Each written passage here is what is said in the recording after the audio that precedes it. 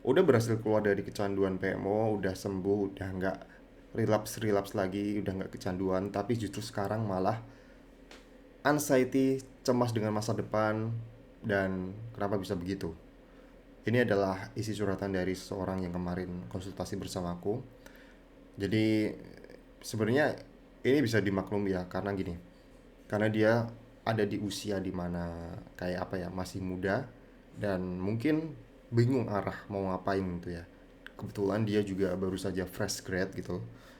Dan ini ya cukup unik, tapi ini kasusnya unik karena gini, banyak orang yang kutemui mereka itu gara-gara PMO jadi anxiety-nya itu malah justru semakin naik.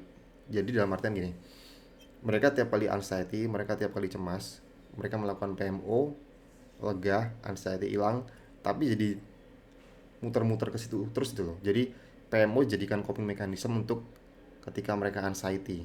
Dan ini sangat wajar sekali gitu ya. Banyak orang yang ngalamin kayak gini. Tapi kalau ini kasusnya kawan kita satu ini, dia berhenti dari kecanduan PMO, justru malah anxiety-nya jadi kerasa itu ya.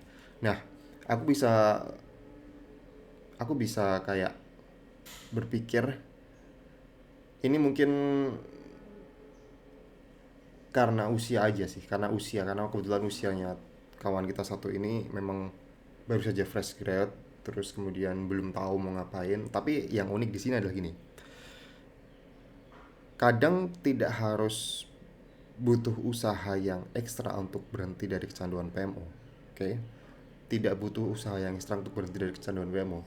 Ketika dirimu itu udah mulai mikir tujuanmu, udah mulai mikir, udah mulai apa, konsentrasimu ke arah hal tersebut, overthinking ke masa depanmu, tujuan hidupmu, PMO itu bisa sembuh sendiri gitu loh. Nah, ini yang terjadi pada pada kawan kita tadi gitu. Dia udah kecanduan lama memang sih.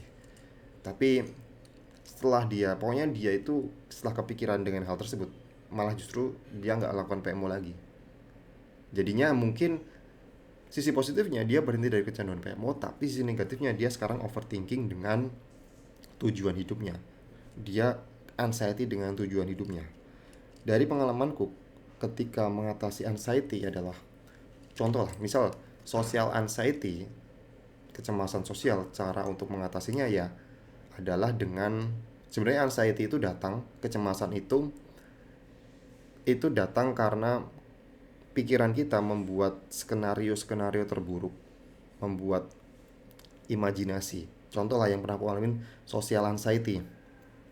Social anxiety, dulu aku nggak berani untuk kayak nyapa orang, ngajak ngobrol orang, karena aku berpikir bahwa aku nanti mau ngomong apa ya, terus kemudian apakah nanti aku tuh bisa nyambung, terus dia itu apakah mau mau excited ngobrol denganku. Tapi setelah aku akhirnya mempraktekkan bersosial, menaikkan skill sosialku, ternyata orang itu tidak semenyeramkan yang kita pikirkan gitu loh. Orang itu tidak semenyeramkan yang kita pikirkan.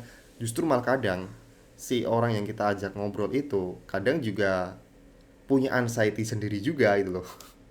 Ketika kita ajak ngobrol. Jadi sebenarnya gini, dulu aku berpikir aku takut ditolak oleh orang.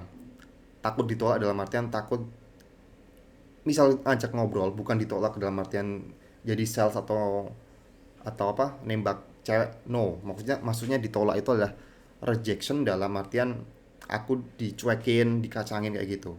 Tapi dari pengalamanku justru malah ketika ketika aku ngajak ngobrol, orang itu juga punya ketakutan juga untuk ditolak diriku dulu. Jadi mereka juga, mereka tuh menjawab, mereka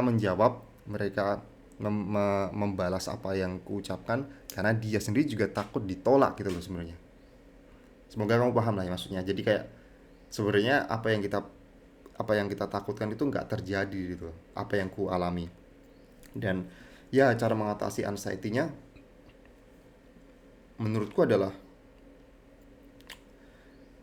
kalau misalnya bingung soal masa depan, ada dua skenario. Pertama, mungkin kamu banyak pilihan. Di tengah arus informasi ini kamu banyak pilihan mau jadi apa. Atau sebenarnya yang kedua, kamu punya sudah punya tujuan, sudah ngerti mau ngapain, tapi kamu nggak mulai-mulai karena kamu anxiety tadi. Nah, berdasarkan pengalamanku dalam mengatasi anxiety, kalau misalnya yang pertama, yang banyak pilihan tadi, menurutku coba aja hal yang udah kamu pikirkan, pilihan kamu punya banyak interest itu, coba aja satu-satu. Yang mungkin kalau misalnya kamu masih fresh graduate, mungkin biaya mungkin masih jadi kendala, coba aja yang bisa dicoba, yang tidak butuh biaya gitu loh. Nah, lebih baik kamu mencoba daripada cuma overthinking, membayangkan skenario-skenario terburuk. Nah, kalau kamu udah tahu, dalam artian yang satu sisi kamu tahu kamu harus melakukan sesuatu, tapi kamu overthinking untuk mencobanya, ya solusinya memang harus lakukan lakukan small step gitu loh. Nah, itu bagaimana mengatasi anxiety, karena semakin dipikirin semakin cemas. Solusinya memang adalah action. Karena gini, ada sebuah, kemarin aku dapat kutipan yang menarik ya. Lawan kata dari depression itu apa? Dari depression kan depresi, stres, cemas itu ya. Lawan kata depression itu expression. Expression tuh dalam artian sebuah bentuk tindak gitu loh. Sebuah tindakan, sebuah action. Jadi kalau kamu tidak action, ya otomatis kamu ya depression, karena expression itu lawan katanya depression tuh. Kalau kamu tidak bertindak, ya akhirnya kamu cuma depresi tadi. Kamu tahu apa yang seharusnya kamu lakukan, tapi kamu tidak melakukan itu gitu loh. Nah, itu dia. Itu kasus unik kemarin yang kutemukan. Kalau kamu punya sebuah pengalaman menarik yang unik dan pengen berbagi cerita, silahkan klik link yang ada di deskripsi. Aku membuka sebuah sesi konsultasi yang ya barangkali bisa membantumu. Free, aku nggak akan menjualimu apapun. Silahkan klik link yang ada di deskripsi.